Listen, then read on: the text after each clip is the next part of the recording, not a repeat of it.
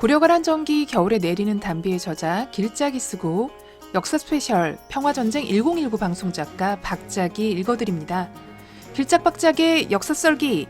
오늘은 전쟁 후 1011년부터 1014년까지의 이야기를 자세히 썰어봅니다.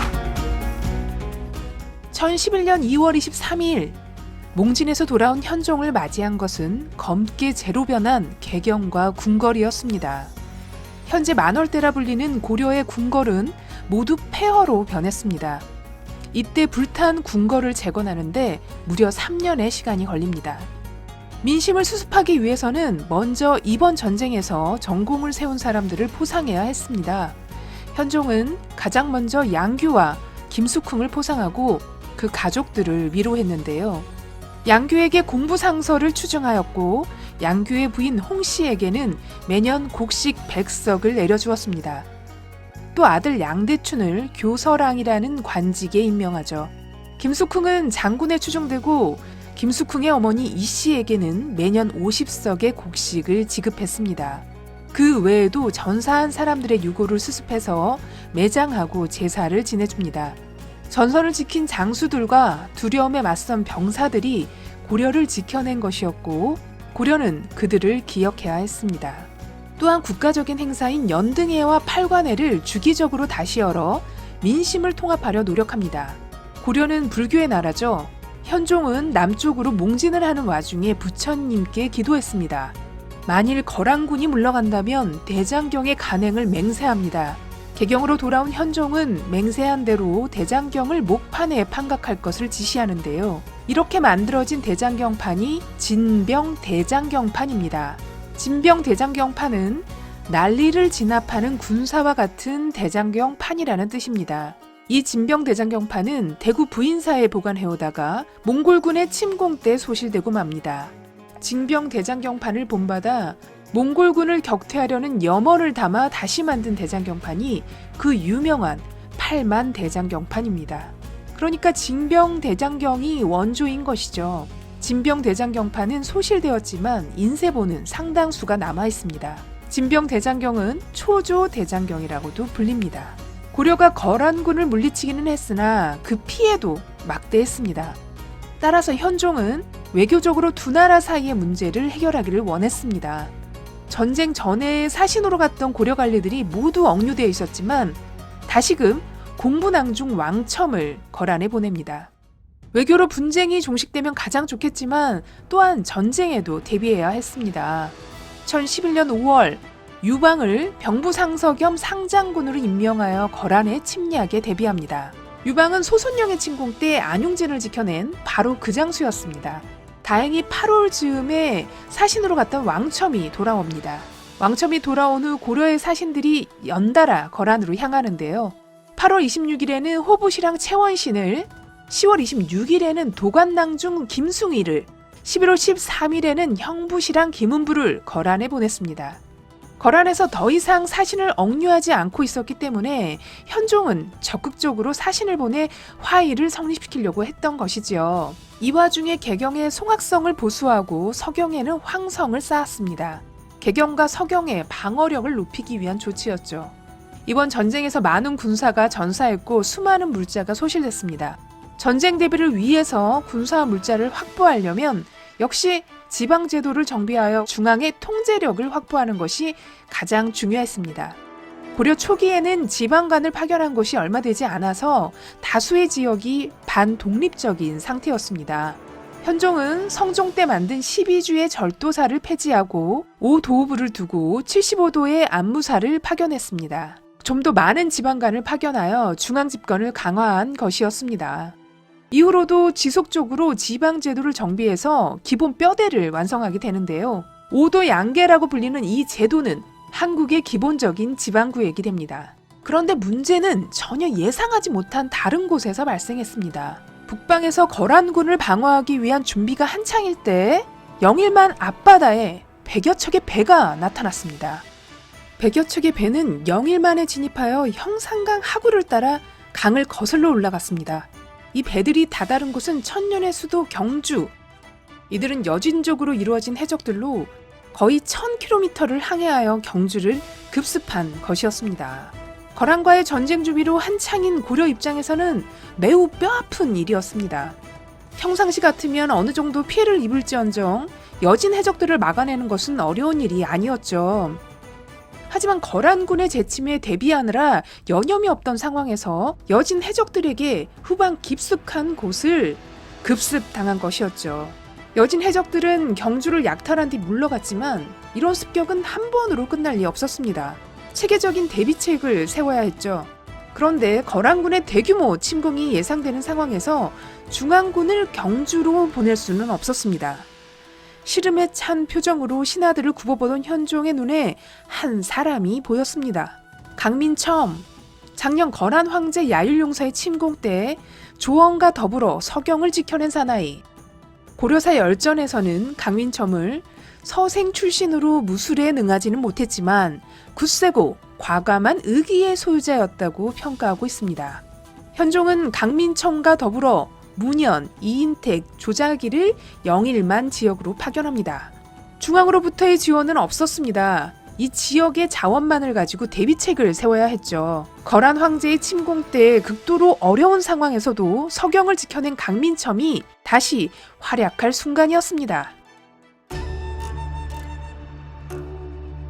한편 1012년 4월 3일 고려에 사신 최충순이 와서 거란 황제 야율용서에게 말했습니다. 예전처럼 고려 국왕이 폐하의 신하로 칭하겠사오니 허락하여 주십시오. 야율용서가 최충순에게 조서를 내렸습니다. 고려왕이 직접 이곳으로 와서 나를 만나도록 하라. 야율용서의 자존심은 크게 무너져 있었습니다. 거란 역사상 가장 많은 병력을 동원하고도 고려를 어찌하지 못했죠. 오히려 수많은 병력을 잃었고 물자의 손실도 엄청났습니다. 그 자신도 비를 맞으며 죽을 고생을 했었죠. 야율용서의 무너진 자존심을 회복하기 위해서는 고려 왕이 직접 자신 앞에서 머리를 조아려야 할 것이었습니다. 1012년 8월 최충순이 돌아간 뒤 이번에는 고려의 형부시랑 정공지가 왔습니다. 정공지가 머리를 조아리며 말했습니다. 저희 왕께서 병에 걸리셔서 친히 오시기 힘듭니다. 정공지의 말에 야율용서의 얼굴에 노기가 서렸습니다. 분노에 찬 야율용서가 다시 조서를 내렸습니다. 흥화진, 구주, 통주 등의 6성을 다시 반환하도록 하라. 현종이 오지 않을 것이라면 그 대신 강동 6주를 내놓으라는 것이었습니다. 야율용서는 고려와의 전쟁에서 강동 6주의 무서움을 뼈저리게 경험했습니다. 고려의 무장 해제를 요구하는 것이었죠. 그러나 강동 6주는 고려로서도 없어서는 안 될 강력한 방패였습니다. 고려에서는 계속 사신을 파견하여 야율용서의 마음을 돌리려고 했습니다. 그러나 야율용서의 마음은 확고했습니다. 협상이 결렬되면 남은 것은 전쟁이었습니다. 두 나라 간의 전쟁의 기운이 다시 무르익고 있었습니다. 1012년 5월 2일 다시 영일만으로 가볼까요? 영일만을 통해 경주를 습격했던 여진 해적들이 9개월 만에 다시 영일만으로 들어오고 있었습니다. 영일만 지역 봉수대에서 봉화가 올랐습니다. 봉화가 오르자 들판에서 일하던 사람들이 근처 읍성으로 일사불란하게 뛰어들어갔죠. 여진 해적의 침입에 대비해서 청하, 흥해, 영일, 장기, 울주에 성이 쌓아졌기 때문인데요. 해적들이 침입하면 주민들은 읍성으로 대피한다. 이것이 첫 번째 작전이었습니다. 해적선이 다시 형산간 하구로 진입을 시도했습니다. 여진 해적들의 목표는 역시 황금의 도시 경주였죠. 그런데 이번에는 해적들이 경주로 가지 못했습니다. 아마도 형산강 하구에 장애물이 설치되어 있었던 것으로 추정됩니다. 결국 해적들은 경주로 가지 못하고 배에서 내려 영일읍성을 약탈하려고 했습니다. 영일읍성의 백성들은 긴장된 표정으로 다가오는 해적들을 보고 있었습니다. 그때 영일만 먼 바다에서 긴 뿔나팔 소리가 울려 퍼집니다.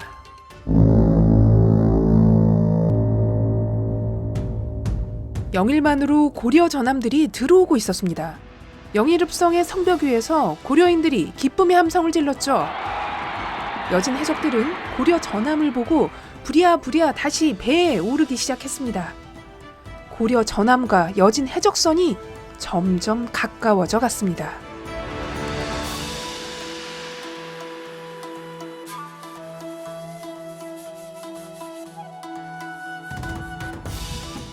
고려사는 당시 상황을 단순하게만 기록하고 있어서 이때 고려 전함들이 여진 해적선을 어떻게 격퇴했는지는 알 수 없습니다. 다만 유추해 볼 수 있는 기록이 하나 있는데요. 7년 후인 1019년 여진 해적들은 일본의 대마도와 이키섬 등을 약탈합니다. 고려를 공격하는 것이 어려워지자 일본을 습격한 것이었는데요. 여진 해적들은 대마도와 이키섬을 초토화시킨 후 돌아가는 길에 고려군 한 배를 만납니다. 이때 상황이 일본 역사서인 소우기 등에 자세히 기록되어 있습니다. 고려 전함의 모습은 높고 거대했으며 병사들은 철갑옷을 입고 창과 갈고리로 무장했다. 배의 앞에는 철로 뿔을 만들어 적선을 충파했고 동시에 큰 돌을 쌓아두었다가 적선을 때려 부셨다. 이 기록은 7년 후 이야기지만 강민첨 역시 이런 방식으로 여진 해적을 상대했을 것입니다. 강민첨 등은 경주 인근의 자원만을 가지고 중앙의 도움 없이 결국 여진 해적을 격퇴했고 체계적인 방어 시스템을 만들었습니다. 43세 늦은 나이에 과거에 급제한 강민첨. 그는 비록 서생이지만 서경을 방어해냈고 여진 해적을 물리쳤습니다. 강민첨은 점차 군사에 관련한 경험을 쌓으며 강감찬이 말한 서서히 이길 방법에 힘을 보탤 준비를 하고 있었습니다. 강감찬은 30여 년간의 관직 생활을 이어오고 있었습니다. 그 기간 동안 군대를 지휘한 경력은 전혀 없는 사람이었는데요. 그런데 1012년 강감찬은 동북면 병마사가 되어 군대를 지휘하고 있었습니다.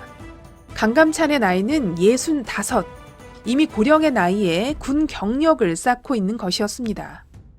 이즈음 감찰어사 이인택이 강감찬을 탄핵합니다. 동북면 병마사 강감찬을 탄핵합니다. 감찰어사는 관리들의 비리를 감찰하는 자리였습니다. 강감찬이 현종의 강력한 신임을 받고 있음에도 이인택은 강감찬을 탄핵했던 것입니다. 그렇다면 강감찬이 어떤 법령에 위반된 행위를 했을 것입니다. 그러나 현종의 선택은 강감찬이었습니다. 감찰어사 이인택을 파직하라. 오히려 현종은 이인택을 파직시켰습니다. 강감찬에 대한 현종의 신뢰는 이렇게 확고했습니다. 1013년 5월 드디어 거란군은 군사 행동을 시작했습니다. 이제 고려에서도 전쟁을 피할 수 없다는 것을 확실히 알게 됐습니다. 여진족이 거란군을 인도해 압록강을 건너려 하자 대장군 김승희 등이 격퇴시켰다. 고려와의 국경인 압록강은 거대한 방어선이었습니다. 거란군은 압록강의 얼기를 기다렸다가 전쟁을 시작해서 강물이 녹기 전에 전쟁을 끝내야 하는 한계가 있었습니다. 겨우 2달 남짓한 시간이죠. 저번 전쟁에서 압록강이 녹은 상태에서 퇴각하다가 고려군의 공격을 받아 무수한 병사를 잃었습니다. 야율융서는 같은 실수를 반복하지 않으려고 했습니다. 1014년 6월 거란 황제 야율융서는 압록강의 부교, 즉 떠있는 다리를 건설할 것을 명령했습니다. 다리가 있다면 강물이 어는 혹한기 겨울이 아니어도 전쟁 수행이 가능한 것이죠. 국구상원 소정렬에게 조서를 내려 압록강에 부교를 만들고 보주 등에 성을 쌓으라고 하였다. 부교가 완성되자 이제 거란군은 수시로 압록강을 건널 수 있었습니다. 그리고 압록강을 넘어 지금의 의주 지역에 보주라는 성까지 쌓았습니다. 마침내 전쟁 준비가 완벽히 끝난 것입니다. 1014년 10월 소정렬은 부교를 건너 다시 고려를 침공합니다. 도통을 임명하지 않은 원정이어서 6만가량의 기병들과 함께였습니다. 거란이 소정렬을 보내 통주를 침략하였다. 흥화진 장군 정신용이 공격하여 패퇴시켰는데 700여 급의 목을 베었고 강에 빠져 죽은 자도 매우 많았다. 고려군이 거란군을 막아냈지만 이 공격은 고려를 흔들고자 하는 목적이었습니다. 이제 거란군은 언제든지 압록강을 넘을 수 있었습니다. 고려 입장에서 부교는 눈엣 가시였습니다. 1015년 1월 고려 조정은 군대를 보내 부교를 부수고자 했습니다. 거란이 압록강에 다리를 만들고 강을 넘어 동쪽과 서쪽에 성을 쌓았는데 장수를 보내 공격하여 파괴하려 하였으나 성공하지 못했다. 결국 고려는 부교를 없애지 못했습니다. 그런데 전혀 예상하지 못했던 곳에서 큰 문제가 발생하고 맙니다. 역사 자세히 썰기! 거란의 위협이 점차 증대하자 고려는 송나라와 외교 관계를 맺으려고 했습니다. 그런데 1010년 거란 황제 야율융서가 고려를 침공할 당시에는 송나라 황제 진종이 고려가 혹시라도 자신들에게 귀순하거나 원고를 요청할까봐 겁을 냈습니다.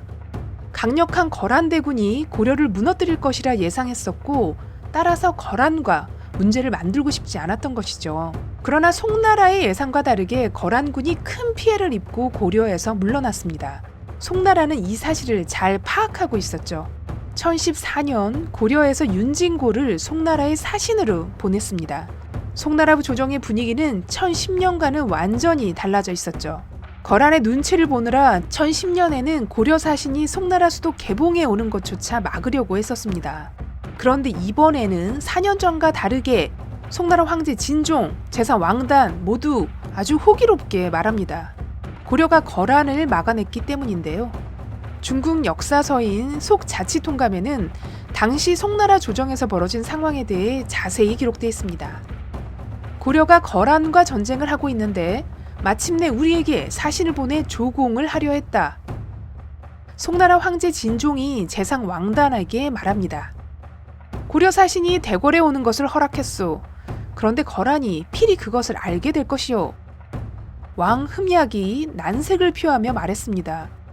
고려의 사신이 대궐에 도달하면 거란의 사신과 동시에 있게 됩니다. 당시 송나라와 거란 사이에는 활발하게 사신들이 왕래하고 있었습니다. 고려와 거란의 사신이 송나라 대궐에서 마주칠 수밖에 없는 상황이었던 거죠. 그런데 왕단이 호기롭게 말합니다. 외국과 조공하는 것은 늘 있는 일입니다. 무엇이 문제겠습니까? 진종이 왕단에 동의하며 말합니다. 병의 말이 맞소. 결국 진종은 명을 내려 관사를 설치하여 고려 사신들을 대접하게 했습니다. 2달 후 고려 사신 윤진고는 드디어 송나라 수도 개봉에 당도했습니다. 그 모습을 본 거란 사신은 어떤 생각을 했을까요? 그 뒤로 1015년에는 곽원이, 1017년에는 서희의 아들 선울이 사신으로 송나라에 파견됩니다.